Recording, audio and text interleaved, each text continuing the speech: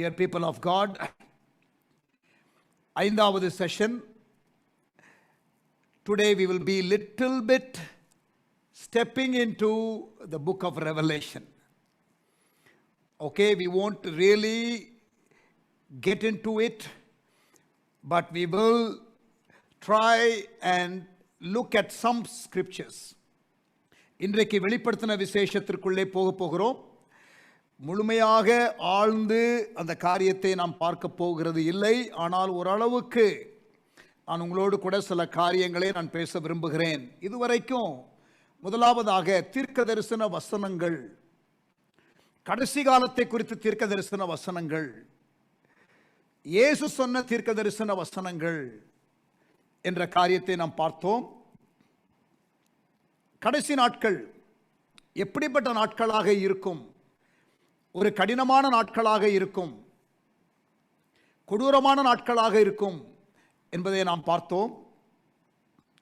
போன வாரத்தில் இந்த கடைசி காலத்தில் ஆண்டவர் நமக்கு வைத்திருக்கிற திட்டம் என்ன, நோக்கம் என்ன, வாட் இஸ் த பிளான், அவருடைய ஜனமாகிய நமக்கு ஆண்டவர் வைத்திருக்கிற திட்டம் என்ன என்பதை நாம் பார்த்தோம். இன்றைக்கு இந்த நெருக்கமான காலகட்டத்தில் ஒரு நம்பிக்கையோட, ஒரு பயம் இல்லாமல் வாழ்கிறது எப்படி? How to live with hope and without fear in a difficult time like this. இப்படிப்பட்ட கடினமான நேரத்தில் நம்பிக்கையோடும் பயமில்லாமலும் இருப்பது எப்படி? கொரோனா வருது, நம்ம செத்துருவோமா? இன்றைக்கு இல்லை, நேற்று நான் ஒரு சகோதரனோடு பேசிக்கிட்டு இருந்தேன். அவர் கிட்டத்தட்ட ஒரு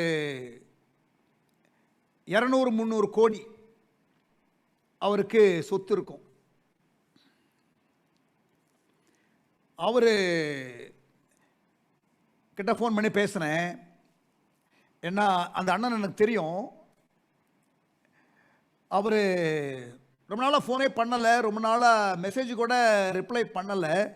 ஸோ ஒருவேளை எப்படி இருக்காருன்னு சொல்லிட்டு நான் ஒரு போன வாரத்தில் பேசினேன். அப்போ அந்த அக்கா எடுத்தாங்க.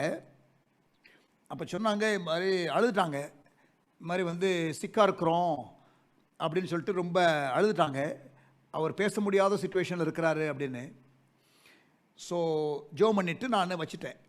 ஸோ ஒரு வாரமாக நான் ஜோவன் தான் பண்ணிக்கிட்டு இருந்தேன். இப்போ நேற்று சும்மா ஈவினிங் ட்ரை பண்ணேன். ஸோ அந்த அண்ணன் எடுக்கிறாங்களான்னு எடுத்தாங்க. பயங்கரமாக மூச்சு வாங்குது, ப்ரீத் பண்ண முடியல, பயங்கரமாக அவங்க ஸ்ட்ரகிள் பண்ணுறாங்க. ஆனால் கிரிட்டிக்கல் ஸ்டேஜெல்லாம் தாண்டிட்டாங்க. அப்போ 200 to 300 crores, 200 to 300 crores-னால் 2000-3000 மில்லியன். அஃப்கோர்ஸ் இட் இஸ் ருப்பீஸில் சொல்கிறேன். ஸோ 200-300 கோடிக்கு சொத்து இருக்கிற ஆள் அவர் ஒய்ஃபு, அவருடைய மகா, ஒரே மகளும் மருமகனும் 4 பேருமே ஐசியூவில் இருக்கிறாங்க. இது ஒரு 1 week 10 days, இது ஒரு 2 weeks-க்கு முன்னாடி இருக்கும்னு நினைக்கிறேன். அவர் டிஸ்கிரைப் பண்ணுறாரு, மூச்சு வாங்கிக்கிட்டு. அப்புறம் கொஞ்ச நேரம் என்கிட்ட பேசுனதுக்கப்புறம் கொஞ்சம் மூச்சு கொஞ்சம் பெட்டராக இருந்துச்சு. அவர் சொல்கிறாரு, பாஸ்டர் பணம் இருந்து என்ன பண்ணுறது பாஸ்டர், எனக்கு எங்கெங்கே சொத்து இருக்குது, எங்கெங்கே இது இருக்குன்னு எனக்கு, என் ஒய்ஃபுக்கு தெரியும், என் மகளுக்கும் மருமகனுக்குமே தெரியாது. இப்போ நாங்கள் 4 பேரும் செத்து போயிட்டா அந்த சின்ன சின்ன பிள்ளைங்க, பேர பிள்ளைங்க என்ன பண்ணுவாங்க பாஸ்டர்? யார் பார்த்துப்பா பாஸ்டர்? பணம் இருந்து என்ன பண்ண அப்படின்னு பயந்துட்டான் பாஸ்டர் அப்படின்னு சொல்லிட்டு, நல்ல ஓரளவுக்கு நல்ல பிலீவர், ரொம்ப சொல்லாவிட்டாலும் ஓரளவுக்கு நல்ல பிலீவர். ஸோ அப்போ அவர்கிட்ட அப்படியே பேசிகிட்டே இருந்தேன். அப்போ சொன்னார், பாஸ்டர் பெரிய ஒரு காரியம் ஆண்டவர் காப்பாற்றிட்டாரு, பணம் இருந்து என்ன பண்ணுறது, எல்லாம் மாயைன்னு சாலமோன் சொன்னது நான் இப்போ அனுபவத்தில் சொல்லுவேன் பாஸ்டர், செத்து பிழைச்சோம் பாஸ்டர் அப்படின்னு திருப்பி அவரை என்கரேஜ் பண்ணி ஜோம் பண்ணி விட்டேன். இது ஒரு காரியம். இன்னொருத்தர் ஒரு 500 கோடிக்கு அதிபதி, அவரும் இப்போ ஐசியூவில் தான் இருக்கார்.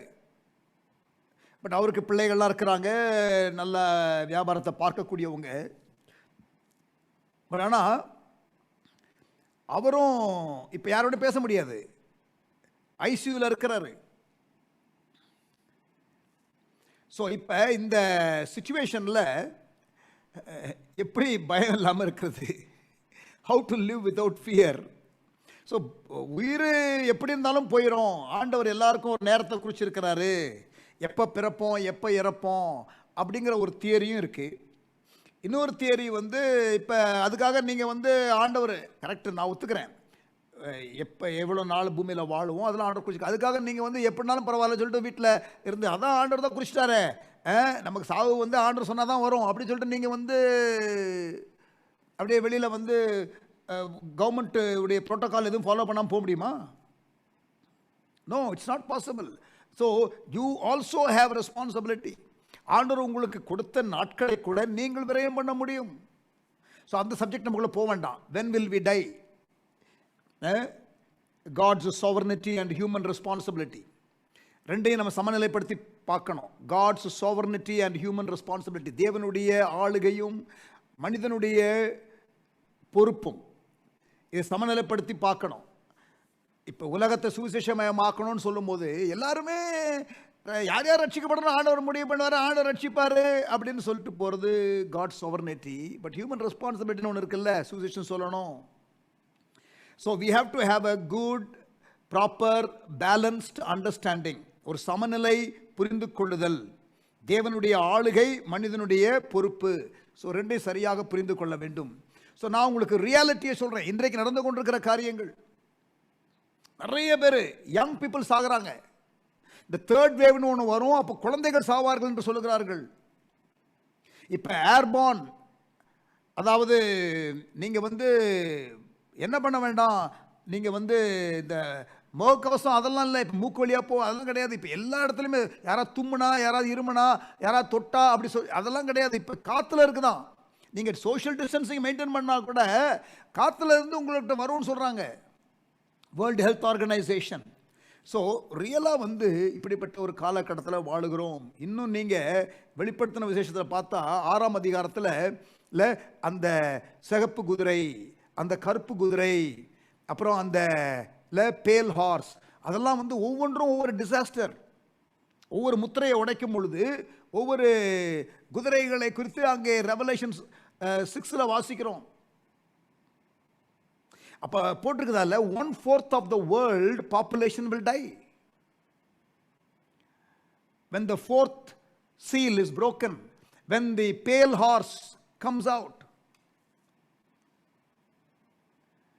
பைபிள் இருக்கு. So 1/4 of the population. So இந்த பேண்டமிக் தான் அந்த பேல் ஹார்ஸா? See, these are questions that people are asking. So கடைசி காலத்தில் நடக்கக்கூடிய நிகழ்வுகள் வெளியில் பைபிளில் போட்டிருக்குது. இந்த மாதிரி சூழ்நிலையில் நாம் எப்படி பயமில்லாமல் வாழுவது? How to live with hope and without fear. The last days, கடைசி காலம் என்பது it is going to be very, very, very, very difficult. Bible is very, very clear about that. வேதம் தெளிவாக சொல்லுகிறது கடைசி காலம் கஷ்டமான காலமாகத்தான் இருக்கும். There is no utopia on earth. எல்லாமே சுகமாக இருக்கும் அப்படிலாம் இனிமேல்லாம் நீங்கள் நினைக்காதீங்க. It's going to be one after the other. Black ஃபங்கஸுங்கிறான், இந்த COVID-19லேயே ஸ்ட்ரெயினுங்கிறான், இந்தியன் ஸ்ட்ரெயினுங்கிறான், UK ஸ்ட்ரெயினுங்கிறான், சவுத் ஆஃப்ரிக்கா ஸ்ட்ரெயினுங்கிறான், அந்த வேக்சினேஷன் வந்து இதுக்கு பொருந்தாதுங்கிறான். வேக்சினேஷன் எடுத்தாலும் சாகுறாங்க. இப்போ இந்த 400-500 கோடி சொந்தக்கார ஒருத்தர் சொன்னேன்னே, அவர் 2 வேக்சினேஷன் எடுத்தவர், 15 நாள் ஹாஸ்பிட்டலில் இருக்காரு. ஸோ ஒன்றுமே நமக்கு வந்து ஒரு பிடியே இல்லாமல் இருக்குல்ல. லுக்ஸ் லைக்ல everything that can be shaken is being shaken. இதெல்லாம் பிரிடிக்ஷன்ல இருக்கு. ஆண்டவர் சொல்லியிருக்கிறாரு.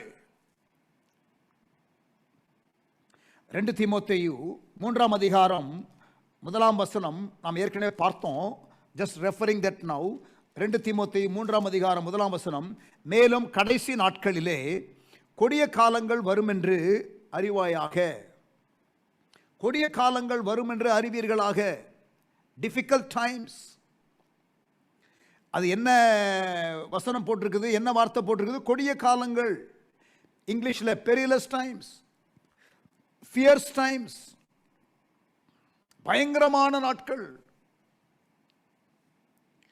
இந்த வார்த்தை பைபிளில் இன்னும் ஒரே ஒரு இடத்துல தான் இருக்கு. ஒன்று இந்த இடத்துல, இன்னொரு இடத்துல மத்தேயு 8:28, மேத்யூ 8:28. அந்த பிசாசு பிடித்த 2 பேர் கொடூரமாக பிஹேவ் பண்ணாங்களே, அந்த இடத்துல பயன்படுத்தப்பட்ட வார்த்தை இது. So it is going to be like a demonic activity. உலகத்தில் நடக்கிற காரியம் பிசாசினுடைய செயல்களைப் போல இருக்க போகிறது. உலகத்தில் உள்ள சம்பவங்கள் அது எப்படிப்பட்ட மக்கள் இருப்பார்கள் அந்த நாட்களில்? ஒரு 18 காரியங்கள் சொல்லப்பட்டிருக்கிறது. காரணம் என்ன? ஏன் அப்படிப்பட்ட காலமாக இருக்கும்? the reason because of the deterioration of moral,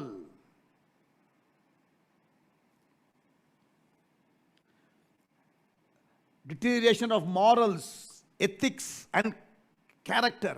அதாவது ஒரு மனுஷனுடைய சுபாவம், மனுஷனுடைய நெறித்தன்மை, மனுஷனுடைய அந்த நியாயமாக நடக்கிற காரியங்கள் இதெல்லாம் தவறி போயிருக்கிறதுனாலே, குறைந்து போயிருக்கிறதுனாலே, இல்லாமல் போயிருக்கிறதுனாலே உலகத்திலே பிரச்சனை இருக்கும் என்று சொல்லுகிறோம்.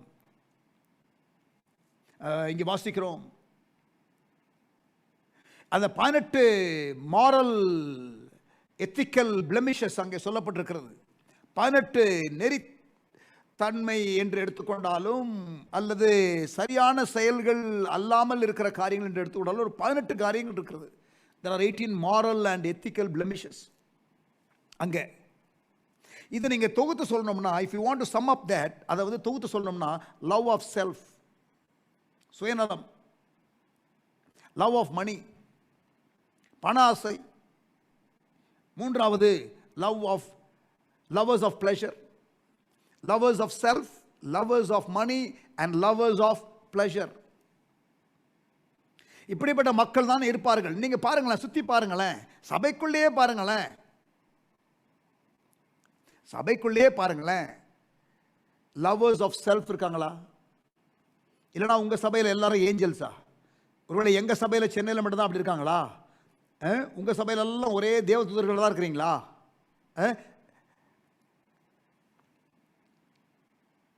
லவர்ஸ் ஆஃப் செல்ஃப் இருக்காங்களா இல்லை உள்ள?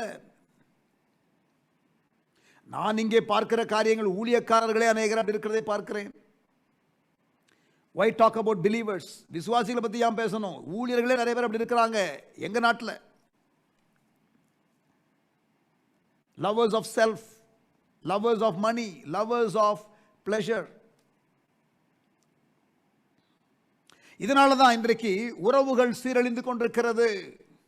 Marriages are breaking down, families are breaking down. திருமண உறவுகள் உடைந்து கொண்டிருக்கிறது, குடும்ப உறவுகள் உடைந்து கொண்டிருக்கிறது. Break down of every order. எல்லா ஒழுங்குகளுமே சீர்கெட்டு போய் கொண்டிருக்கிறது. ஏன்? மக்கள் சுயநலவாதிகளாக, பண ஆசை உடையவர்களாக, இன்பத்தை நாடுகிறவர்களாக இருக்கிறார்கள். இது ஒரு பக்கம். பெரிலஸ் டைம்ஸ், டிஃபிகல்ட் டைம்ஸ், கொடூரமான காலங்கள். நம்ம அப்படிப்பட்ட காலங்களில் வாழ்கிறோம். இது ஒரு பக்கம். மனிதர்களால், மனிதர்களுடைய சுபாவங்களினால, மனிதர்களுடைய நெறித்தவற ஆன வாழ்க்கையினால உண்டாகிறதான கொடூரம். இன்னொன்று, மத்தேயு 24ஆம் அதிகாரத்தில் இயேசு சொன்னார், பொலிட்டிக்கல் கான்ஃப்ளிக்ட், எத்னிக் கான்ஃப்ளிக்ட், இனக்கலவரம், யுத்தங்கள், இயற்கை சீற்றங்கள், டிஸ்ட்ரக்ஷன், இது ஒரு கண்ணியை போல வரும். இந்த விதமான ஆபத்துகள் எக்ஸ்டர்னல், அப்புறம் மனித உறவுகளிலே, இப்படிப்பட்ட காலத்திலே வாழ்ந்து கொண்டிருக்கிறோம். இதெல்லாம் நாம் இன்றைக்கு நிறைவேறுகிறதை பார்க்கிறோம். கிறிஸ்டியன் பர்சிக்யூஷன், மத்தேயு 24ஆம் அதிகாரத்தில் நான் உங்களுக்கு சொன்னேன். 9ஆம் வசனம், 10ஆம் வசனம், 12ஆம் வசனம் படிச்சு பாருங்க. persecution. There will be a global persecution. எப்படி இது ஒரு குளோபல் பேண்டமிக் இருந்துச்சோ அதே போல ஒரு குளோபல் பர்சிக்யூஷன் வரும், அதே போல ஒரு குளோபல் ஃபேமின் வரும். நான் புதுசாக ஒன்றும் சொல்லலை, மேத்யூ 24 சொல்கிறேன், மத்தேயு 24 சொல்கிறேன். எப்படி ஒரு குளோபல் பேண்டமிக் வந்துச்சோ அதே போல ஒரு குளோபல் ஃபேமின் வரும், ஒரு குளோபல் பர்சிக்யூஷன் வரும். இதை இயேசு சொல்லியிருக்கிறார். அதே நேரத்தில் ஒரு குளோபல் காஸ்பல் அட்வான்ஸ்மெண்ட்டும் இருக்கும், அதே நேரத்தில் சுவிசேஷத்தை தீவிரமாக உலகத்தில் அறிவிக்கிற ஒரு காரியமும் இருக்கும். இந்த நிலையில் let us go to book of Revelation. வெளிப்படுத்தின விசேஷத்துக்கு வாங்க. I don't usually teach book of Revelation. இன்னைக்கு தான் முதல்ல என்னுடைய 35 வருஷம் ஊழியத்தில் முதல்ல நான் புக் ஆஃப் ரெவலேஷனை ஒரு குரூப்புக்கு டீச் பண்ணுறது. நான் ஃபுல் புக்கு போடல என்றைக்கும், even the first attempt. So it's going to be very interesting to see how it goes. வெளிப்படுத்தின விசேஷம், அப்புறம் நம்ம வெளிப்படுத்தின விசேஷத்தை தொடாமல் என் டைம்ஸை பற்றி டீச் பண்ணி முடிச்சுட்டா, கல்யாணகுமார் 6 நாள் டீச் பண்ணார்.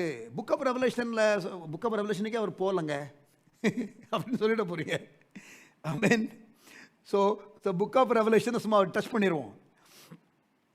சரி, புக் ஆஃப் ரெவலேஷன், வெளிப்படுத்தின விசேஷம், first chapter is very very important. இந்த புக் ஆஃப் ரெவலேஷன்ல முதல் சாப்டரு ரொம்ப ரொம்ப ரொம்ப ரொம்ப முக்கியம். ரெவலேஷன் சாப்டர் 1 verse 10 இருந்து வாசிக்கிறேன், 10ஆம் வசனத்திலிருந்து. Now John is in an island called Patmos. பத்மு என்ற ஒரு தீவிலே அவன் எரியப்பட்டிருக்கிறான், தூக்கி எறியப்பட்டிருக்கிறான். அவன் அங்கே தூக்கி ஒரு இம்ப்ரிசன்மெண்ட் மாதிரி, ஜெயில் மாதிரி. Let me tell you something. An island of isolation became an island of revelation for John. திருப்பி சொல்றேன், an island of isolation became an island of revelation for John. தனிமை என்ற தீவு வெளிப்பாடு பெற்றுக்கொள்ளுகிற தீவாக மாறிவிட்டது. எதை தீமைக்காக யார் விதைக்கிறார்களோ, சூழ்நிலை உங்களுக்கு கொண்டு வருகிறதோ, அதை நீங்கள் நன்மைக்கு எதுவாக மாற்ற முடியும். Verse 10, John பார்க்கிற விஷன். வெளிப்படுத்தின விசேஷம் 1ஆம் அதிகாரம் 10ஆம் வசனம், ரெவலேஷன் 1:10. கர்த்தருடைய நாளிலே ஆவிக்குள்ளானேன். I was in the spirit. கர்த்தருடைய நாளிலே ஆவிக்குள்ளானேன். See, it's a choice. To be in the spirit is a choice. கர்த்தருடைய நாளிலே ஆவிக்குள்ளானேன். அப்பொழுது எனக்கு பின்னாலே எக்கால சத்தம் போன்ற பெரிதான ஒரு சத்தத்தை கேட்டேன். ஒரு பெரிய ஒரு சத்தம். அது நான் அல்பாவும் ஒமேகாவும் முந்தினவரும் புந்தினவருமாய் இருக்கிறேன். I am the Alpha and the Omega. I am the beginning and the end.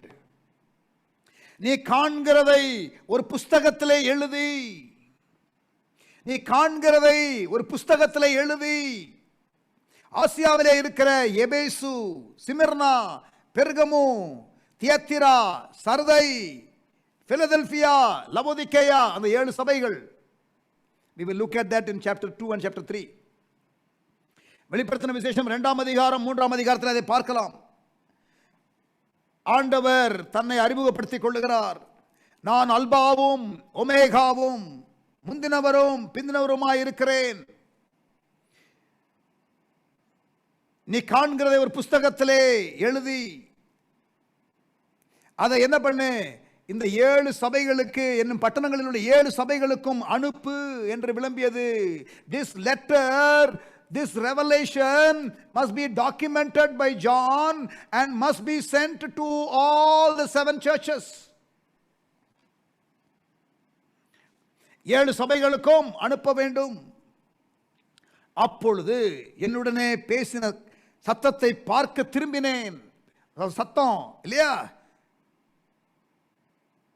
எனக்கு பின்னாலே எக்கால சத்தம் போன்ற ஒரு சத்தம், எக்காலம் போன்ற ஒரு சத்தம் என்று 10ஆம் வசனத்தில் சொல்லுகிறார். அப்படி ஒரு சத்தத்தை கேட்ட உடனே அவர் திரும்பி பார்க்கிறார். அப்பொழுது என்னுடனே பேசின சத்தத்தை பார்க்க திரும்பினேன். திரும்பின போது 7 பொன் குத்து விளக்குகளையும் 7 lampstands.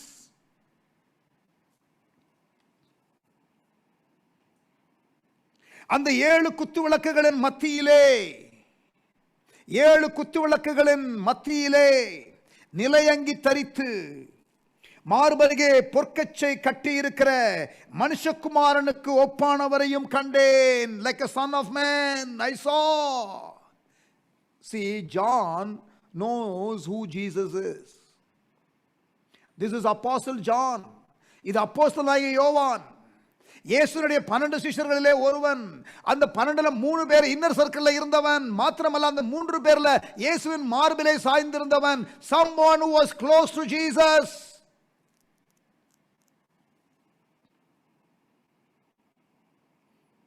அந்த 7 குத்து விளக்குகளின் மத்தியிலே நிலையங்கி தரித்து மார்பருகே பொற்கச்சை கட்டி இருக்கிற மனுஷகுமாரனுக்கு ஒப்பானவரை கண்டேன். He has not seen Jesus like this before. This is completely new for John. யோவானுக்கு இது எல்லாமே வித்தியாசமாக இருக்கிறது. இதுவரை 3 வருஷமாக இயேசுவோடு இருக்கும் பொழுது பார்த்த அந்த இயேசுவை போல அல்ல. ஆனால் இயேசுதான், ஆனால் வேறு விதமாக இருக்கிறார்.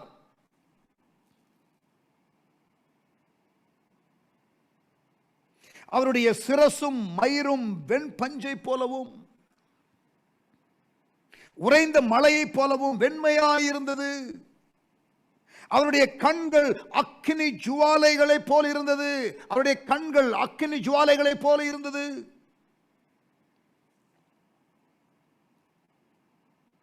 அவருடைய பாதங்கள் உலைக்களத்தில் காய்ந்த பிரகாசமான வெண்கலம் போல் இருந்தது. அவருடைய சத்தம் பெருவெள்ளத்து இரைச்சலை போல் இருந்தது. It was like a mighty flood. The noise of a flood. அவருடைய சத்தம் அப்படித்தான் பயங்கரமாய் இருந்தது. திரும்பி பார்த்த உடனே யோவானுக்கு அதிர்ச்சி தான் காத்திருந்தது. 7 குத்து விளக்குகள் நடுவிலே நிலையங்கி தரித்து மார்பருகே பொற்கச்சை கட்டி இருந்த மனுஷகுமாரனுக்கு ஒப்பானவர் ஒரு பெரு வெள்ள சத்தம்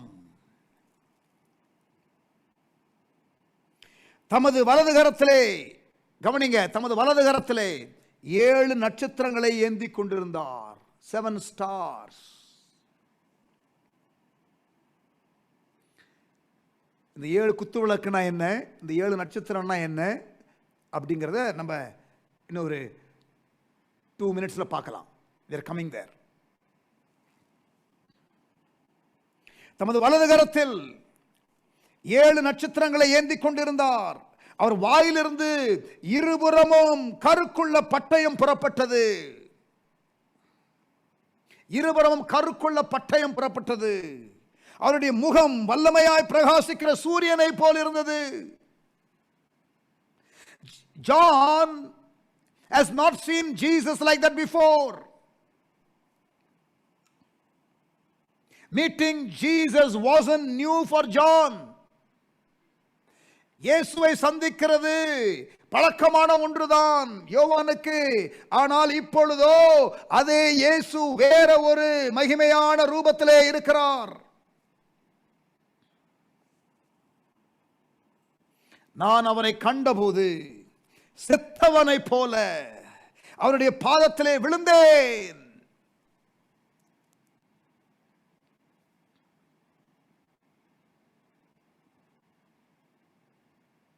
The revelation, the vision was so overpowering, overwhelming that John fell. என்ன பார்த்தான்? What is the difference? இயேசுவோடு 3 வருஷம் இருந்தானே. What is that he is seeing now which he has not seen before? இதுவரை பார்க்காத புதிய கோணத்தில் என்ன பார்க்கிறான் யோவான்? People of God, listen. He is encountering him as a judge. ஒரு நியாயாதிபதியாக இப்பொழுது இயேசுவை பார்க்கிறார். His voice, his eyes, his feet. The thought that he is going to come as a judge, அந்த ஃபியூச்சரை குறித்து இப்பொழுது வெளிப்படுத்த போகிறார் தேவன். அவரை குறித்த ஒரு ரெவலேஷன் இப்பொழுது உண்டாகிறது. Now he is different. பிரியமானவர்களே, இயேசுவின் முதலாம் வருகையிலே இருந்த இயேசு அல்ல. இரண்டாம் வருகையிலே இயேசு வரப்போகிறவர், நியாயாதிபதியாய் வரப்போகிறார்.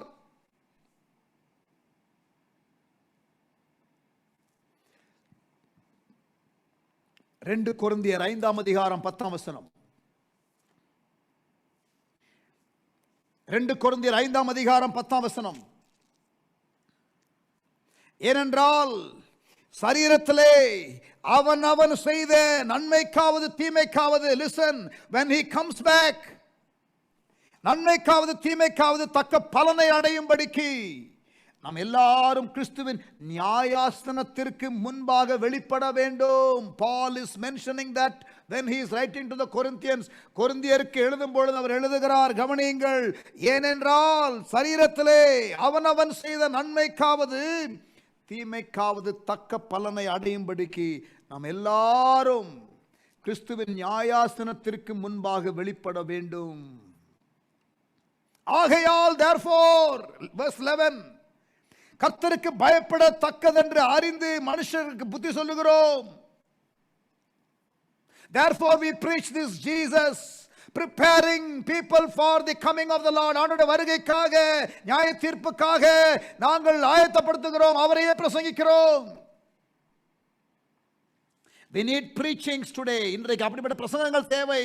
மக்களை வருகைக்காக ஆயத்தப்படுத்துகிற பிரசங்கங்கள். நியாயாதிபதியாகி இயேசு வரப்போகிறார். அவருக்கு முன்பாக நாம் நிற்க வேண்டும். அதற்கு ஆயத்தமாகிறோமா? 2 கேட்டகரி தான், நன்மை தீமை, அவ்வளவுதான். சார்ட்டிங் அவுட் நடக்கும். ஆமென். So Revelation chapter 1, இந்த கான்டெக்ஸ்ட்ல தான் நீங்க மீதியான புக் ஆஃப் ரெவலேஷனை படிக்கணும். The revelation of who Jesus is. இந்த 7 குத்துவிளக்கு என்னது? Let us read verse 20. Revelation 1:20 பாருங்க. என் வலது கரத்தில் நீ கண்ட 7 நட்சத்திரங்களின் ரகசியத்தையும் 7 பொன் குத்துவிளக்குகளின் ரகசியத்தையும் எழுது என்று சொன்னார். அந்த 7 நட்சத்திரங்களும் 7 சபைகளின் தூதர்களாம். நட்சத்திரங்கள், கையில் இருக்கிற நட்சத்திரங்கள் 7 சபையின் தூதர்கள், அப்படின்னா மினிஸ்டர்ஸ், ஊழியக்காரர்கள்.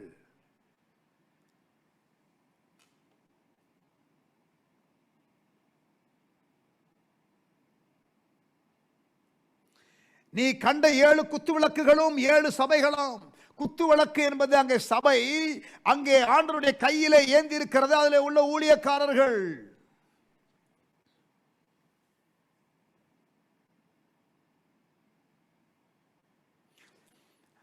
அதுதான் first scene. That is what John sees. Judge, நியாயாதிபதி எங்கே இருக்கிறார்? நியாயாதிபதி சபைகள் நடுவிலே. அப்படியே சபைகளை ஆய்வு செய்து பார்க்கிறார். He is examining the churches. அந்த 7 stars என்பது ஏஞ்சல்ஸ் ஆர் அந்த சபையினுடைய ஊழியர்கள். ஏஞ்சல் தான் அந்த மெசஞ்சர் இல்லையா? So ministers. This is a solemn feeling for us as ministers of the gospel. ஊழியக்காரர்களாக இருக்கிற எங்களுக்கு இது ஒரு பெரிய ஒரு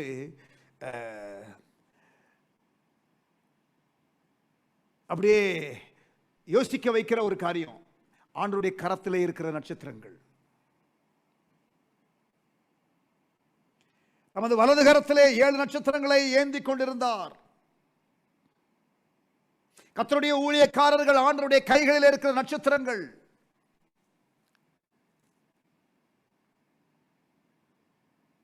These stars were in his hands.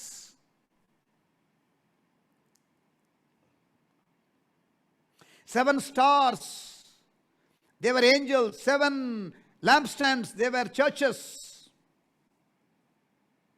அந்த சீன் முடிகிறது. அப்புறம் ஆண்டவர் சொல்லுகிற காரியம் என்ன தெரியுமா? 7 சபைகளுக்கும் உரிய மெசேஜ்.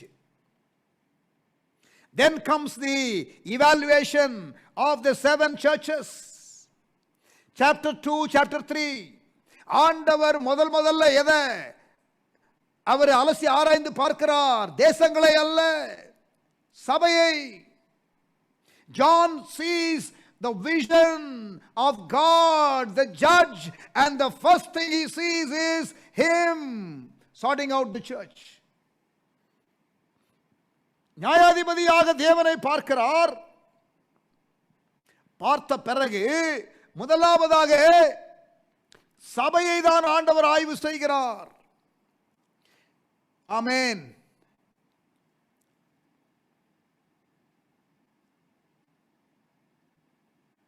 அந்த 7 செய்திகளும் 7 திருச்சபைகளுக்கு தான் கொடுக்கப்பட்டது. பிரியமானவர்களே கவனிங்க. If you want to hear the message of God, you must be in the church. The message was sent to the church. அந்த 7 செய்திகளும் 7 சபைகளுக்கு கொடுக்கப்பட்டது. சபைகளுக்கு தேவன் செய்தியை கொடுக்கிறார். நீங்கள் சபையிலே இருக்க வேண்டும். ஆண்டவருடைய வார்த்தையை கேட்க வேண்டும் என்றால் நீங்கள் சபையிலே இருக்க வேண்டும். பரிசுத்தவான்கள் ஐக்கியத்தில் இருக்க வேண்டும். ஒருவருக்கு ஒரு உறவுல இருக்க வேண்டும். ஆண்டவர் ஏற்படுத்தின அமைப்பில் இருக்க வேண்டும்.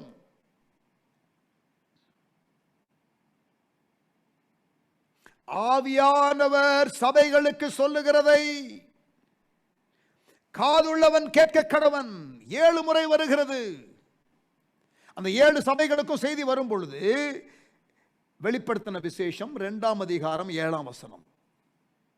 காதுள்ளவன் ஆவியானவர் சொல்லுகிறதை கேட்க கடவன். நீங்க பாருங்க, although the message comes to the church, the message is for the individuals. திருப்பி கவனிங்க. சபைகளுக்கு செய்தி கொடுத்தாலும் காதுள்ளவன் கேட்கணும், இண்டிவிஜுவலா கேட்கணும். சபைக்கு வர்ற எல்லாருமே கேட்க மாட்டாங்க. சிலர் அப்படியே வருவாங்க, கேட்க மாட்டாங்க. கேளுப்பா அப்படின்னு ஆண்டவர் சொல்றாரு. சபைக்கு சொல்ற செய்தியானா உள்ள இருக்கிற மக்கள் கவனிங்க, காதுள்ளவன் கேட்கணும். வெளிப்படுத்தின விசேஷம் 2ஆம் அதிகாரம் 7ஆம் வசனம், 2ஆம் அதிகாரம் 11ஆம் வசனம். தமிழ் பைபிளில் உள்ள ரெஃபரன்ஸ் சொல்றேன். இங்கிலீஷ்ல might be slightly in 1 or 2 passages, ஒருவேளை வேற இடத்துல இருக்கலாம். தமிழ் பைபிளில் வெளிப்படுத்தின விசேஷம் 2ஆம் அதிகாரம் 7ஆம் வசனம், 2ஆம் அதிகாரம் 11ஆம் வசனம், 2ஆம் அதிகாரம் 17ஆம் வசனம், 2ஆம் அதிகாரம் 29ஆம் வசனம், 3ஆம் அதிகாரம் 6ஆம் வசனம், 3ஆம் அதிகாரம் 13ஆம் வசனம், 3ஆம் அதிகாரம் 22ஆம் வசனம். நோட்ஸ் எடுக்கிறவர்களுடைய நலனுக்காக நான் திருப்பி ஒரு முறை சொல்லுகிறேன், ஆங்கிலத்தில் சொல்லுகிறேன். Revelation 2:7, Revelation 2:11, Revelation 2:17, Revelation 2:29, Revelation 3:6, Revelation 3:13, Revelation 3:22. ஆவியானவர் சபைகளுக்கு சொல்லுகிறதை காதுள்ளவன் கேட்க கடவன். Individuals must here. தனிநபர்கள் கேட்க வேண்டும். சபைகளுக்கு தான் செய்தி வரும், ஆனால் இண்டிவிஜுவலுக்காக வரும். இந்த 7 சபைகளுக்கும் எழுதும் பொழுது என்ன ஒரு காமன் காரியம் என்ன தெரியுமா? அந்த 7 வசனங்களிலும், லிசன் கேர்ஃபுல்லி, 7 செய்திகளிலும் ஆண்டவர் என்ன சொல்றாரு? உன் கிரியைகளை அறிந்திருக்கிறேன். I have seen your works. பிரியமானவர்களே, when Jesus comes back, everyone's work will be tested. When Jesus comes back, everyone's work will be tested. Next week நான் பேசும்பொழுது I'm going to talk about God's judgment and rewards and what God takes into account before rewarding. ஆண்டவர் என்னென்ன விதமான reward வச்சிருக்காரு, என்னென்ன விதமாக அவர் அந்த நியாய தீர்ப்பை எந்த அடிப்படையில் செய்வார் என்பதை நான் நெக்ஸ்ட் வீக் பேச போறேன். But it is going to be based on your works. உன் கிரியைகளை அறிந்திருக்கிறேன். எழுதிக்கிறீங்களா? 7 வசன குறிப்புகளை கொடுக்க போறேன். எங்க எழுதியிருக்குன்னு ரெவலேஷன் 2:1, சாரி ரெவலேஷன் 2:2 தமிழ்ல.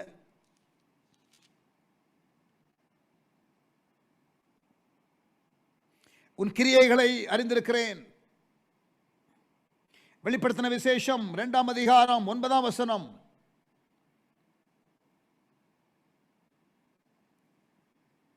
உன் கிரியைகளை, வெளிப்படுத்தின விசேஷம் 2ஆம் அதிகாரம் 13ஆம் வசனம், உன் கிரியைகளை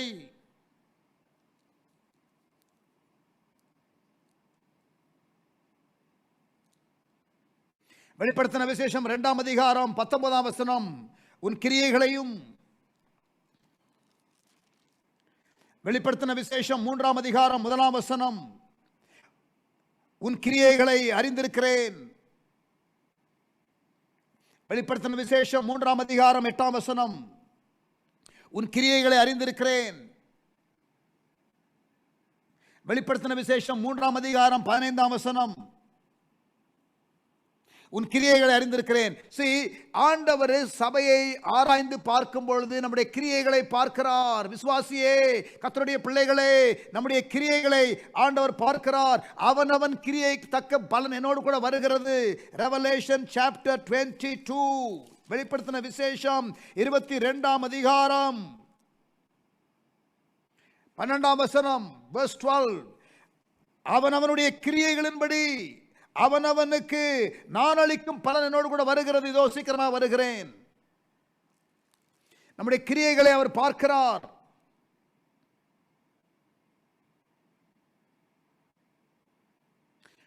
ஏற்கனவே உங்களுக்கு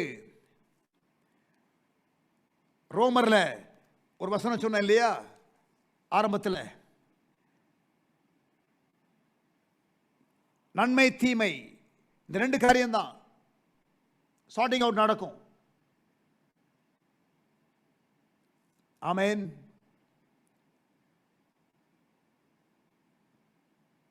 அவன் செய்த கிரியைகளுக்கு தக்க பலன் என்னோடு கூட ஆண்டவர் நம்முடைய பலனை பார்த்து அவர் ஜட்ஜ் பண்ணுகிறார் என்று சொல்லி நான் இப்போ கொஞ்ச நேரத்துக்கு முன்னாடி சொன்னேன் இல்லையா. What was the scripture?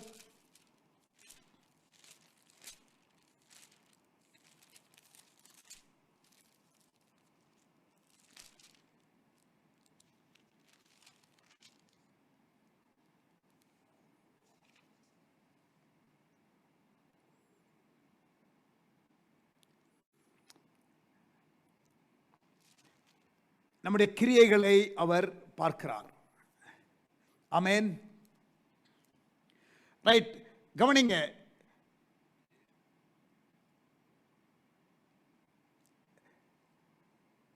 சில பைபிள்ல, இங்கிலீஷ் பைபிள்ல, சில இங்கிலீஷ் பைபிள்ல உன் கிரியைகளை அறிந்திருக்கிறேன் என்ற காரியம் 5 டைம்ஸ் மட்டும் வர்ற மாதிரி ஒரு வேளை இருக்கலாம். சரியா?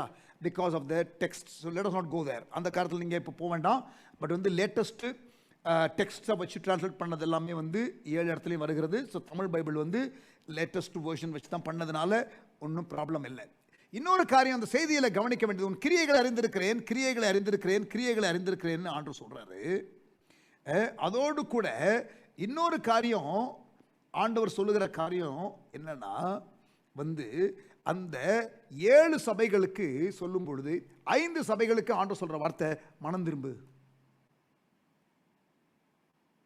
For 7 churchesக்கு ஆண்டவர் சொல்ற வார்த்தை நீங்க பாத்தீங்கன்னா 5 சபைகளுக்கு ஆண்டவர் மனம் திரும்புன்னு சொல்றாரு. ரிப்பென்ட். எழுதுகிறீங்களா? ரெவலேஷன் 2:5, வெளிப்படுத்தின விசேஷம் 2ஆம் அதிகாரம் 5ஆம் வசனம், மனம் திரும்பு. வெளிப்படுத்தின விசேஷம் 2ஆம் அதிகாரம் 16ஆம் வசனம், நீ மனம் திரும்பு. வெளிப்படுத்தின விசேஷம் 2ஆம் அதிகாரம் 21ஆம் வசனம், அவன் மனம் திரும்பும்படியாய் அவள் மனம் திரும்பும்படியாய் அவளுக்கு தவணை கொடுத்தேன். தன் வேசி மார்க்கத்தை விட்டு மனம் திரும்ப அவளுக்கு விருப்பம் இல்லை.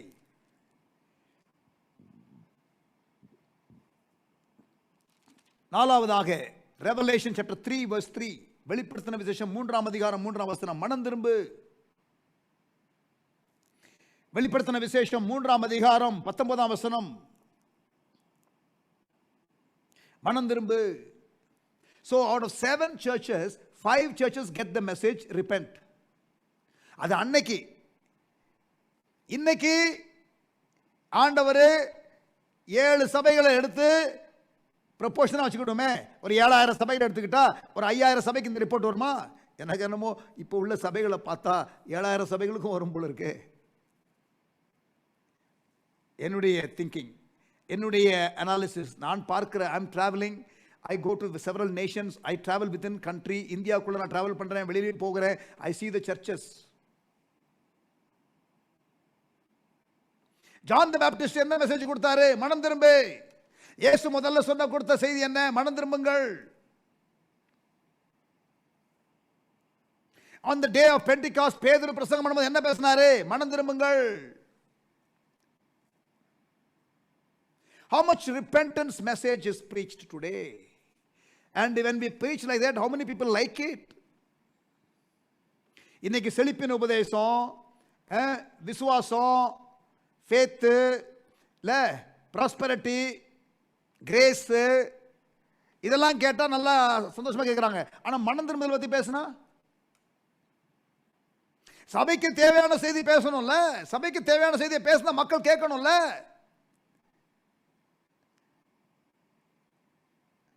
repent.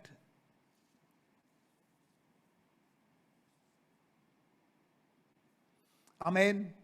அந்த ஒரு வசனம் சொன்னால கொரிந்தியர்ல 2 கொரிந்தியர் 5ஆம் அதிகாரம் 10ஆம் வசனம். நம்ம எல்லாரும் நன்மை தீமை இல்ல 2 Corinthians chapter 5 verse 10 என்ற சரீரத்தில் அவனவன் செய்த நன்மைக்காவது செய்த கிரியைகள்.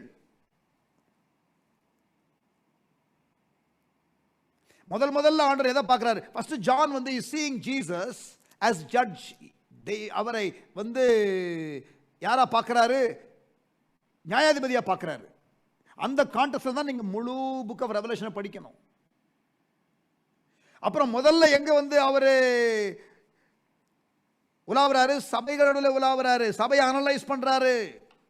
அந்த 7 சபைகளுக்கு அவர் கொடுக்கிற செய்தியை கவனிங்களேன். 7 சபைகளுக்கு அவர் கொடுக்கிற செய்தி. பட் அதுக்கு முன்னால இந்த இதுக்கு வருவோம். இந்த ரிப்பென்ட்ங்கிற மெசேஜ் கொடுக்குறாருல. இன்னைக்கு ரிப்பென்டன்ஸுங்கிற காரியம் நிறைய பேர் பேசுறதும் இல்லை, பேசினா கேட்கறதும் இல்லை, அவங்க பாப்புலர் ப்ரீச்சர்ஸாகவும் இருக்கிறது இல்லை. ஆனால் பைபிளில் அது ஒரு சென்ட்ரல் தீம். ரிப்பென்ட் பண்ணணும், மனம் திரும்பணும், சரியாகணும், ஆண்டவர் விரும்புகிற நபராக இருக்கணும். இங்கே பாருங்க பிரியமானவர்களே, கவுன்சிலிங் நிறைய பேர் வராங்க தெரியுமா? கவுன்சிலிங்னு வராங்க தெரியுமா? 50% கேஸு மனம் திரும்பினாலே போதும். அப்படியே நம்ம அவங்களுக்கு ஆறுதல் தடவி கொடுத்துக்கிட்டு இருந்தோம்னா வேலைக்கே ஆகாது. அவன் மனம் திரும்ப வேண்டிய இடத்துல திரும்பணும். டேய் நீ மாறணும்டா, ஏம்மா நீ மாறணுமா, ஐயா நீங்க மாறணும்யா, அப்பதான்யா உங்க வாழ்க்கை நல்லா இருக்கும். இப்ப நான் என்னதான் ஜோம் பண்ணாலும் ஒன்றும் நடக்காதியா, நீ மாறணும்யா. 50% of Christians' problems is lack of repentance. Counseling will become much more easier if people are willing to repent. இந்த 7 சபைகளுக்கு என்ன மெசேஜ்? நீங்க பாத்தீங்கன்னா ஒரு பேட்டர்ன் இருக்கும். நம்பர் 1, 7 செய்திகளையும் பாருங்க. சாப்டர் 2 சாப்டர் 3ல தான், 2ஆம் அதிகாரம் 3ஆம் அதிகாரம் தான் இந்த 7 சபைகள். எபேசு, சிமிர்னா, பெர்கமு, தியத்திரா, சர்தை, பிலதெல்பியா, லவோதிகேயா, இந்த 7 சபைகளுக்கு செய்தி வருகிறது பாருங்கள். அந்த பேட்டர்னை பார்த்தீங்கன்னா, அந்த செய்தியினுடைய அந்த ஸ்ட்ரக்சரை பார்த்தீங்கன்னா, ஃபர்ஸ்ட் வர்றது கமெண்டேஷன். முதல்ல ஒரு பாராட்டு. அது முதல்ல நல்லது சொல்லிடணும். யாரையாவது நம்ம திட்டினா கூட அவங்ககிட்ட நல்லதை 2 சொல்லிட்டு அப்புறம் திட்டணும். யாராவது குத்துனா கூட பின்னாடி கொஞ்சம் ஒரு மேட்ரஸ் போட்டு குத்தணும். அவன் தரையில் போய் மண்டையை உடச்சிக்கிடக்கூடாது, மெத்தையிலாவது போய் விழட்டும். சொல்றது புரியுதா? Put a cushion behind then punch him. அந்த மாதிரி வச்சுக்கிடுங்களேன். கமெண்டேஷன் முதல்ல பாராட்டிடுறாரு, சூப்பர் இந்த காலத்தில் கலக்கிட்டீங்கப்பா. ஆனா 2வது கரெக்ஷன். ஃபர்ஸ்ட் கமெண்டேஷன், நல்ல காரியத்தை பாராட்டுறாரு, அப்புறம் கரெக்ஷன். கடைசி காலத்தில் ஆண்டவர் சபையை கடாட்சிக்க விரும்புகிறார். ஆண்டவர் சபையை சுத்திகரிக்க விரும்புகிறார். ஆண்டவர் சபையிலே உள்ள நல்ல காரியத்தை சொல்லுவார், கரெக்ஷனுக்குரிய காரியத்தை சொல்லுவார். காது உள்ளவன் சபைக்கு தேவன் சொல்லுகிறதை கேட்கணும். மூன்றாவது, முதலாவது பாராட்டு, இரண்டாவது திருத்தம் பண்ண வேண்டிய இடத்துல திருத்தம், சரிபட வேண்டிய ஆலோசனை, கமெண்டேஷன், கரெக்ஷன். மூன்றாவது warning of judgment if there is no repentance. Warning of judgment, நியாய தீர்ப்பை குறித்த ஒரு எச்சரிப்பு, மனம் திரும்பாவிட்டால். நாலாவது promises. If you are overcomer, நீ ஜெயிச்சிட்டா, நீங்க ஜெயிச்சிட்டா, நீங்க அதை கரெக்ஷன் பண்ணிக்கிட்டா, நீங்க அதை கொஞ்சம் கோர்ஸ் கரெக்ஷன் பண்ணிக்கிட்டா, நீங்க கொஞ்சம் மனம் திரும்பிட்டா, நீங்க சரியான பாதையில் வந்துட்டா, நீங்க ஜெயிக்கிறவங்களா மாறிட்டீங்கன்னா, ஜெயம் கொள்ளுகிறவர்கள். 7 சபைகளுக்குமே ஜெயம் கொள்ளுகிறவர்கள், ஜெயம் கொள்ளுகிறவர்கள், ஜெயம் கொள்ளுகிறவர்கள். இங்க பாருங்க, முதல்ல என்ன சொன்னேன்? காதுள்ளவன் கேட்க கடவன், இல்லையா? அது ஒரு 7 வசனம் சொன்னேன். அடுத்து என்ன சொன்னேன்? உன் கிரியைகளை என்று ஆண்டவர் சொல்றாரு, இல்லையா? அது 7 இடத்துலையும் சொன்னேன். அப்புறம் மனம் திரும்புன்னு சொல்றத ஒரு 5 இடத்துல சொன்னேன். இப்ப ஜெயம் கொள்ளுகிறவர்கள், டு ஹிம் தட் ஓவர்கம்ஸ், ஓவர்கமர், ஓவர்கமர், ஜெயம் கொள்ளுகிறவன். சரியா? ரெவலேஷன் 2:7, வெளிப்படுத்தின விசேஷம் 2ஆம் அதிகாரம் 7ஆம் வசனம், 2ஆம் அதிகாரம் 11ஆம் வசனம், 2ஆம் அதிகாரம் 17ஆம் வசனம், 2ஆம் அதிகாரம் 26ஆம் வசனம். ரெவலேஷன் 2:7, 2:11, 2:17, 2:26.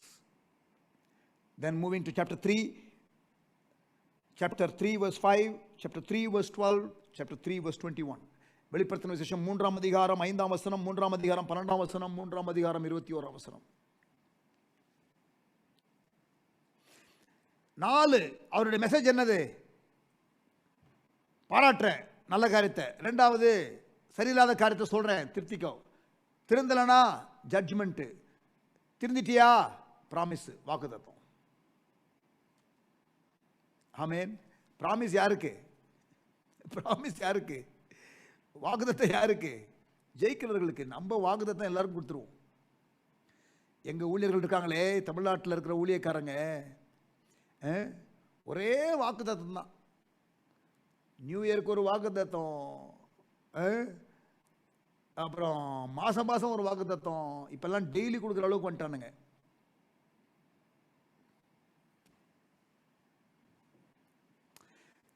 பைபிள்ல ரொம்ப கிளியரா வந்து என்ன போட்டிருக்குது? எல்லாத்துக்குமே நிபந்தனை இருக்கு. இங்க ஓவர் கமர்ஸுக்கு தாங்க ரிவார்டு. என் பைபிள்ல நீங்க ஓவர் கமர்ஸா இல்லாம வெறும் அந்த ப்ராமிஸை மட்டும் எடுத்து போட்டா எப்படி அது? தங்கவசனம் கேலண்டர், அப்ப அது மட்டும் தான் தங்கவசனமா? மீதெல்லாம் பித்தளையா? மீதெல்லாம் சில்வரா? என்னையா நடக்குது? தங்கவசன கேலண்டரு. சாரி, நான் நிறைய பேரை வந்து அடிக்கிற மாதிரி தெரியுது, பட் என்ன நடக்குதுல்ல? என்ன தங்கவசனம்? மற்றதெல்லாம் என்ன வெள்ளி வசனமா? மற்றதெல்லாம் பித்தளை வசனமா? என்ன நடக்குது? அதுல வந்து உங்களுக்கு பிடிச்ச மாதிரி இருக்கும்ல, கிளி ஜோசியமா? ஜக்கம்மா, ஐயாவுக்கு ஒரு நல்ல வசனமா பார்த்து போடு, அது கிளி அப்படியே வந்து அடிப்பிடிச்சு தூக்கி போடும். ஏன்னா ஐயா காசு கொடுக்குறாரு, ஐயாவுக்கு ஒரு நல்ல வசனமா போடு. இந்த கிளி ஜோசியம் மேட்டரா இது? அவன் தப்பு பண்ணா கேட்கணும். வாக்குத்தத்தம் யாருக்கு? ஜெயிச்சா வாக்குத்தத்தம், இல்லனா ஜட்ஜ்மெண்ட் சொல்லணும். இதெல்லாம் பார்க்கிறாரு Yovan. People of God, book of revelation படிக்க வந்திருக்கீங்க, கடைசி காலத்தை பத்தி பேச வந்திருக்கீங்க, கேட்க வந்திருக்கீங்க. நல்லா கேளுங்க.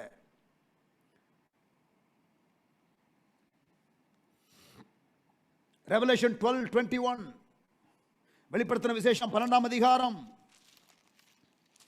21ஆம் வசனம். சாரி, 21ஆம் அதிகாரம் 12ஆம் வசனம்.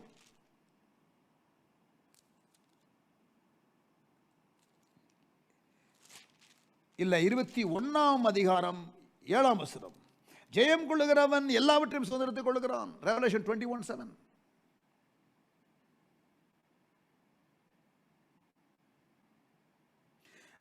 ஜெயிக்கிறவர்களுக்கு தான் வாக்குத்தத்தம். ஓவர் கமர்ஸுக்கு தான் வாக்குத்தத்தம், நிபந்தனை நிறைவேற்றவர்களுக்கு தான் வாக்குத்தத்தம். சும்மா நம்ம வாக்குத்தத்தம் கொடுக்க முடியாது. என் தேவன் தம்முடைய குறைவுகள் எல்லாம் கிறிஸ்து இயேசுவுக்குள் மகிமையில நிறைவாக்குவார். பிலிப்பியன்ஸ் 4:19. அது யாருக்கு? மிஷினரி ஊழியத்துக்காக, பவுலுடைய மிஷினரி ஊழியத்துக்காக தாங்கின பிலிப்பி சபைக்கு. So it's a missions giving thank you letter. பிலிப்பியர் நிருபம் 4 அதிகாரம் இருக்கே, அது என்னது? மிஷினரி தேங்க்யூ லெட்டர் எழுதுறாரு. யாருக்கு? சப்போர்ட்டிங் சர்ச்சுக்கு. அப்படி சொல்லிட்டு உங்கள் குறைவுகள் எல்லாம், ஏன் அவங்க குறைவுகள்னு சொல்றாரு? மகதோனியா சபையை குறித்து 2 கொரிந்தியர் 8ஆம் அதிகாரத்தில் படிச்சு பாருங்க. 2 கொரிந்தியர் chapter 8. அவர்கள் மிகுந்த தரித்திரத்திலும் கொடுத்தார்கள் இல்லையா? அவர்கள் கஷ்டத்தோடு கொடுத்தாங்க, மிஷினரி ஊழியத்துக்காக கொடுத்தாங்க. பவுல் என்ன சொல்றாரு? என் தேவன் உங்கள் குறைகளை எல்லாம் கிறிஸ்து இயேசுவுக்குள் மகிமையிலே நிறைவாக்குவார். ஆனா நம்மால் என்ன பண்றான்? அதை ஸ்டிக்கரை போய் புக் ஷாப்ல வாங்கி அவன் பர்சுல ஒட்டிக்கிறான். என் தேவன் குறையெல்லாம் நீக்குவார்னு. டேய், நீ கொடுத்தியா ஏதாவது மிஷினரி ஊழியத்துக்கு? உனக்கு அது பொருந்தாதுரா. ஸ்டிக்கர் ஒட்டினா உன்னுடைய பர்ஸ் தான் அந்த அந்த ஸ்டிக்கர், அந்த இது பேஸ்ட்லாம் ஒட்டி இந்த நாசமா போகும். நீ கொடுத்தீங்கன்னா உனக்கு ஸ்டிக்கர் ஒட்டாமலே நல்லா இருப்ப. அல்லேலூயா சொல்லுங்களேன். ஆமே. பிரியமானவர்களே, sorry to be very colloquial. உங்களுக்கு புரியுற மாதிரி நம்ம லாங்குவேஜில் பேசுகிறேன். நான் மெட்ராஸ்காரன், நான் இங்கே மெட்ராஸில் இருக்கேன். ஸோ என் லாங்குவேஜும் கொஞ்சம் அப்படி இப்படி இருந்துச்சுன்னா அட்ஜஸ்ட் பண்ணிக்கிடுங்க. இருக்கீங்களா? ஆமேன். சரி, சாப்டர் 2 and 3 இப்படி ஆயிடுச்சா? சாப்டர் 4க்கு வருவாங்க. சாப்டர் 4க்கு வாங்க. Chapter 4 only 11 verses are there.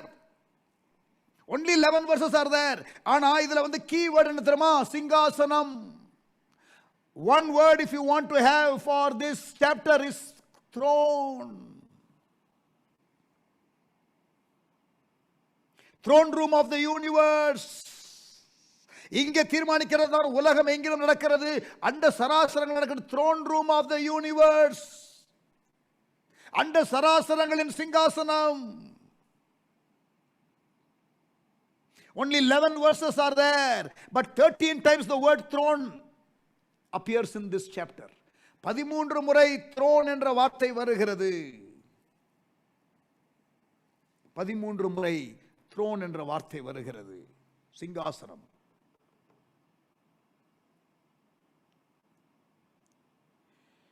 நீ படிச்சு பாருங்க.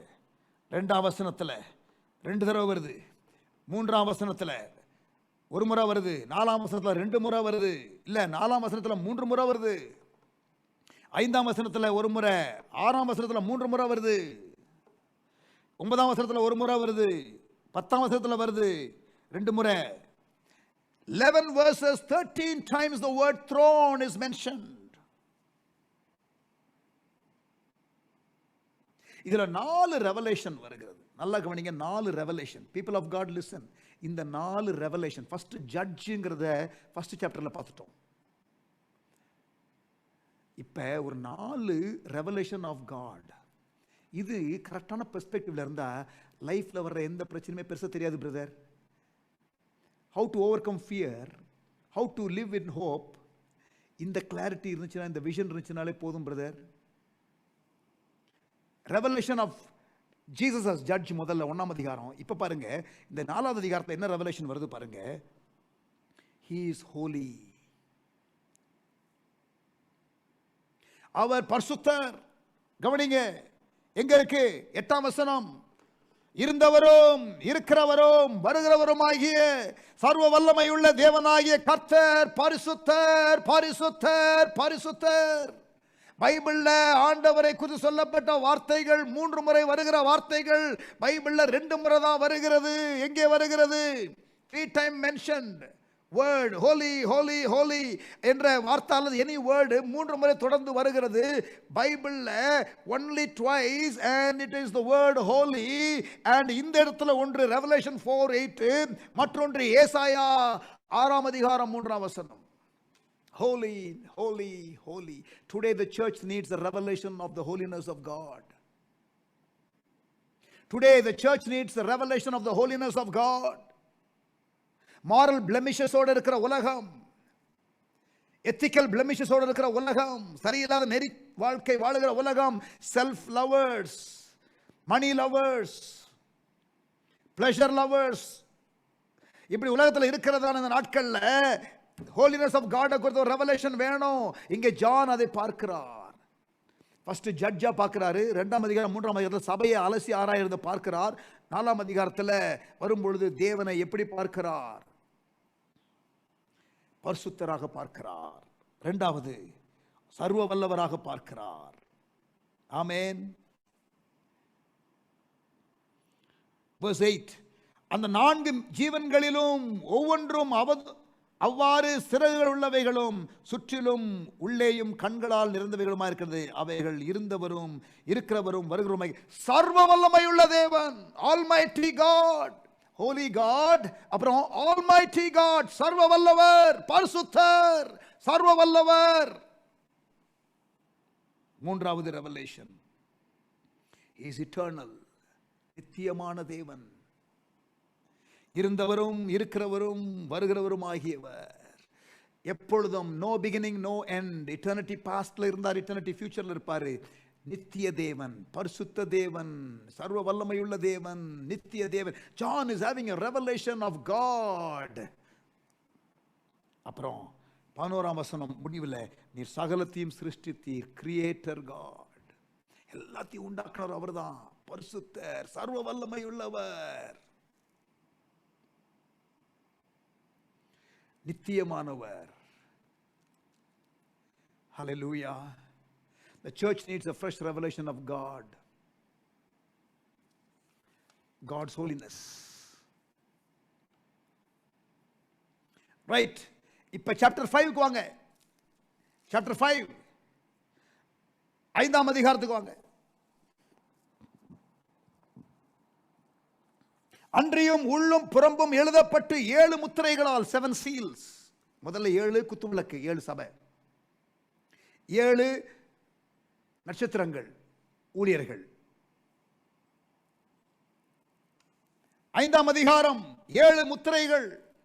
அன்றியும் உள்ளும் புறம்பும் எழுதப்பட்டு 7 முத்திரைகள், முத்திரிக்கப்பட்டிருந்த ஒரு புஸ்தகத்தை, ஸ்க்ரோல். அங்கே விஷன்ல பார்க்கிறாரு, ஒரு புஸ்தகம், ஒரு ஸ்க்ரோல். அந்த காலத்தில் வந்து பிரிண்டட் புக்ஸ் எல்லாம் கிடையாது, ஸ்க்ரோல்ஸ். சிங்காசனத்தின் மேல் வீற்றிருக்கிறவருடைய வலது கரத்திலே கண்டேன். சிங்காசனத்திலே உட்கார்ந்திருக்கிறவருடைய வலது கரத்திலே ஒரு ஸ்க்ரோல் இருக்கிறது. புஸ்தகத்தை திறக்கவும் அதன் முத்திரைகளை உடைக்கவும் பாத்திரவான்கள் யார் என்று மிகுந்த சத்தமிட்டு கூறுகிற பலமுள்ளவர் புதினைகள். Who has the eligibility? யாருக்கு தகுதி இந்த முத்திரையை உடைக்கிறதற்கு? வானத்திலாவது பூமியிலாவது பூமியின் கீழாவது ஒருவனும் அந்த புஸ்தகத்தை திறக்கவும் அதை பார்க்கவும் கூடாது இருந்தது. Nobody was eligible. ஒருவனும் அந்த புஸ்தகத்தை திறந்து வாசிக்கவும் அதை பார்க்கவும் பாத்திரவானாக காணப்படாதனால் நான் மிகவும் அழுதேன். Very emotional moment for John. அப்படியே பார்க்கும் பொழுது யார் இதை திறக்கிறது, யாருக்கு இந்த இது இருக்கிறது என்றால் யாருக்கும் தகுதி இல்லை. John weeps. அப்பொழுது மூப்பர்களில் ஒருவன் என்னை நோக்கி, நீ அழ வேண்டாம் ஜான், டோன்ட் கிரை. இதோ யூதா கோத்திரத்து சிங்கமும் தாவீதின் வேறுமானவர் புஸ்தகத்தை திறக்கவும். Here is one person who is eligible, that is King of the Jews. யூதா கோத்திரத்து சிங்கம், the lion of the king of Judah. Lion of Judah, யூதா கோத்திரத்து சிங்கம், தாவீதின் வேறுமானவர் புஸ்தகத்தை திறக்கவும் அதன் 7 முத்திரைகளையும் உடைக்கவும் ஜெயம் கொண்டிருக்கிறார். இங்க பாருங்க, Jesus was not just a Jew on planet earth, there also he is a Jew. So if you are anti-Jew, you will feel very uncomfortable in heaven. New ஜெருசலேமில் 12 வாசல் இருக்கும். 12 வாசல்லையும் அதுக்கு பேர் வந்து 12 ஜூயிஷ் நேம் தான் இருக்கும். You will feel uncomfortable. If you are anti semantic, you will feel uncomfortable in eternity.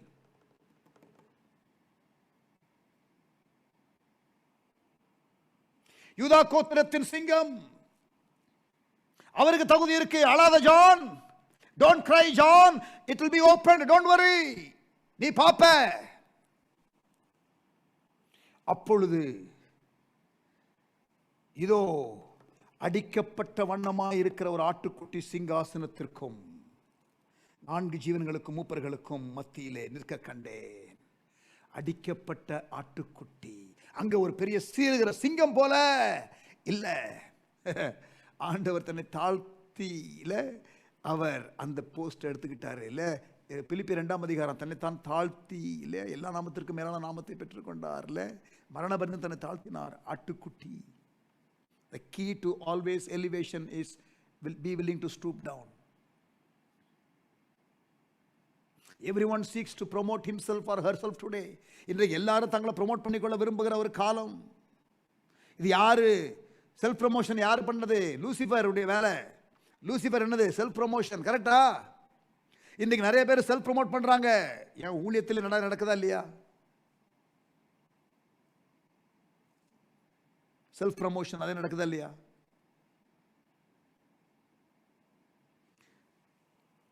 So தகுதியானவர் யாரு? இயேசு, ஆட்டுக்குட்டியானவர். ஸோ இப்போ அவர் தகுதியானவர். John don't cry. Jesus the judge, நியாயாதிபதியாக இயேசு, சபைகளை குறித்த அவருடைய கரிசனை, தேவனுடைய சிங்காசனம். பிறகு நீங்க பார்த்தீங்கன்னா rest of the chapter 5 people from every tongue, tribe and nation எல்லாரும் கர்த்தரை ஆராதிக்கிறார்கள். millions of angels are worshiping. அந்த காட்சியை பார்க்கிறாரு. worship worship worship நடந்து கொண்டிருக்கிறது அங்க. multitudes of angels, thousands and thousands, millions of angels ஆராய்த்து கொண்டிருக்கிறார்கள். அதை பார்க்கிறார் ஜான். ஸோ பாருங்க, சாப்டர் 1 ஜட்ஜ், சாப்டர் 2 சாப்டர் 3 சபைகள், chapter 4 throne, chapter 5 seals, scrolls, worship, angels. அதே நேரத்தில் சகல கோத்திரத்திலும் பாஷைக்காரர்களும் ஜனங்களிலும் people from every tongue, tribe and nation எல்லாரும் ஆராதிக்கிறார். இதை பார்க்கிறாரு ஜான். ஃபியூச்சர் இப்படிதான் இருக்கும். எல்லா மக்கள் கூட்டம், உலகத்தில் உள்ள எல்லா பாஷைக்காரர்கள் எல்லாரும் கர்த்தரை ஆராதிக்கிறார்கள் வருவார்கள். சாப்டர் 6 இதோட கூட முடிக்க போறேன். சாப்டர் 6ஓட just give me few more minutes. I know time is running out. Just 2 more minutes for me, but Anna, I will just take 5 or 6 more minutes. Chapter 6. ஆட்டுக்குட்டியானவர் முத்திரைகளில் ஒன்றை உடைக்க கண்டேன். 7 முத்திரை இல்லையா? 7 seals. ஒவ்வொரு சீலா உடைக்கிறது யாரு? இப்ப அந்த ஆட்டுக்குட்டியானவர் Jesus is now opening the first seal. first seal என்னது? வெள்ளை குதிரை. verse 2.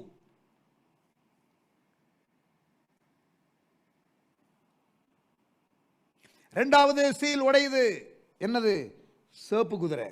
verse 4. மூன்றாவது சீல் உடைகிறது. 5ஆம் வசனம்.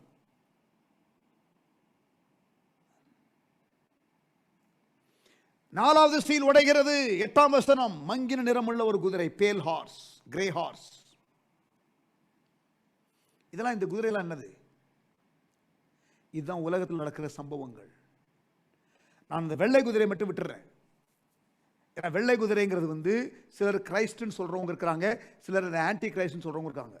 டோட்டலாக போல்ஸ் அப்பார்ட்ல இந்த வெள்ளை குதிரை சிலர் கிரைஸ்ட்னு சொல்றாங்க, சிலர் ஆன்டி கிரைஸ்ட்னு சொல்றாங்க. ஸோ அது very very very divided opinion இருக்கிறது. So I will not get there. So leave the white horse alone. சரியா? I have my opinion, but I don't want to force it on you. நல்லா கவனிங்க. வெள்ளை குதிரை முதல்ல, ஆனா ஒரு தீமை இல்லை. அந்த வெள்ளை குதிரைனால ஒரு தீமை இல்லை.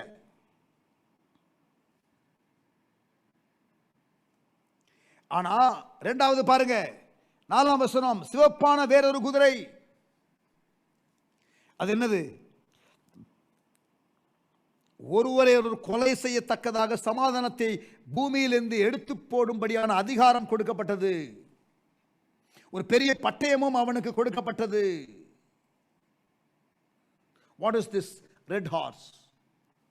இங்கே பாருங்க, பூமியில் உள்ளவர்கள் ஒருவரை ஒருவர் கொலை செய்து. I see this as ethnic conflict. Listen carefully. இந்த ரெட் ஹார்ஸ் வந்து I see it as ethnic conflict. Matthew 24ல அந்த இனக்கலவரம்ல ஜனத்துக்கு விரோதமா ஜனம். That is what I see. This is already happening. The whites and the blacks. இலங்கை தமிழர்கள், சிங்களர்கள், ஆரியர்கள், திராவிடர்கள், டிரெவிடியன்ஸ், ஜூஸ், பாலஸ்டீனியன்ஸ், இப்ப நடந்துட்டு இருக்கல வார்.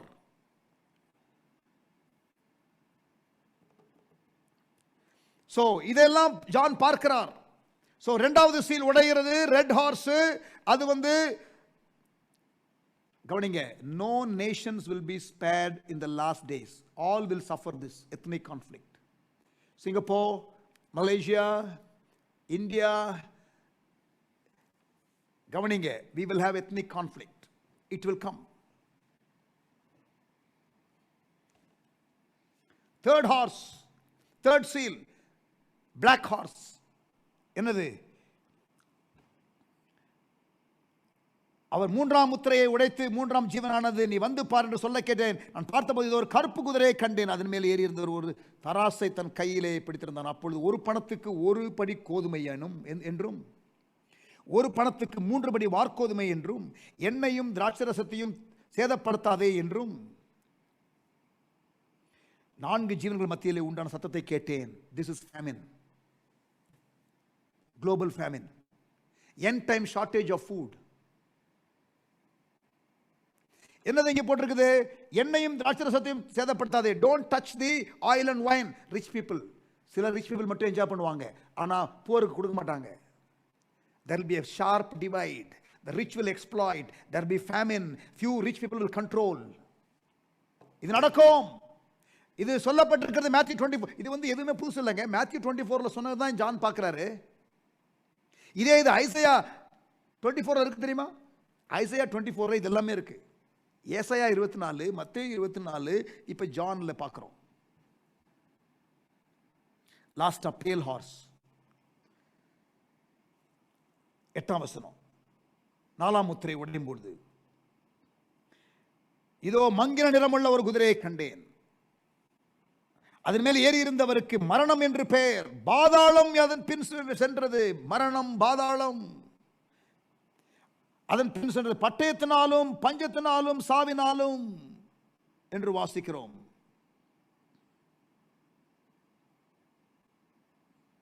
பட்டயத்தினாலும்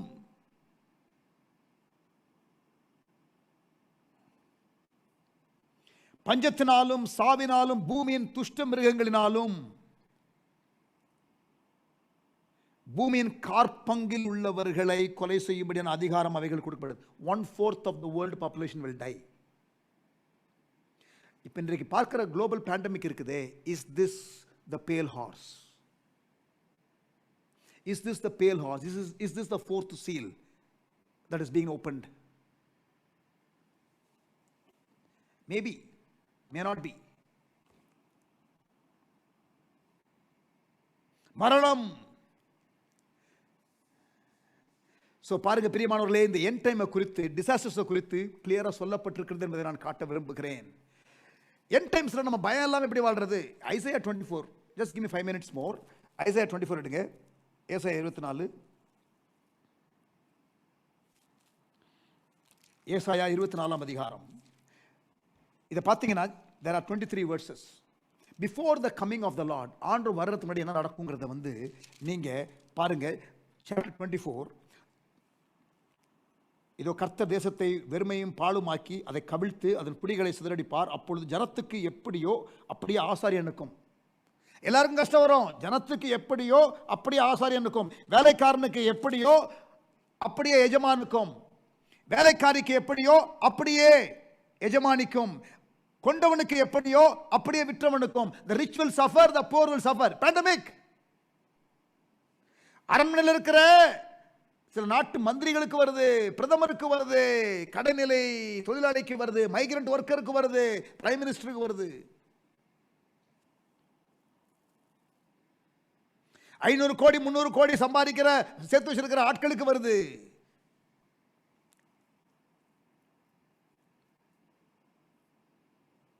பாருங்க 17ஆம் வசனம், தேசத்து குடிகளே திகிலும் படுகுழியும் கண்ணியும் உங்களுக்கு நேரிடும். இதெல்லாம் எப்ப நடக்கும்? இயேசு வர்றதுக்கு முன்னாடி நடக்கும். 23ஆம் வசனம் பாருங்க, அப்பொழுது சேனைகளின் கர்த்தர் சீயோன் மலையிலும் எருசலேமிலும் ஆளுகை செய்வதால் சந்திரன் கலங்கும், சூரியன் நாணமடையும். when Jesus returns, சந்திரன் கலங்கும், சூரியன் நாணமடையும், வெட்கப்படும். ஏன் தெரியுமா? the light of Jesus will be more brighter. அவருடைய மூப்பர்களும் முன்பாக மகிமை உண்டாயிருக்கும். Jesus return. So Isaiah 24 is a prophetic end time psalm, end time passage chapter.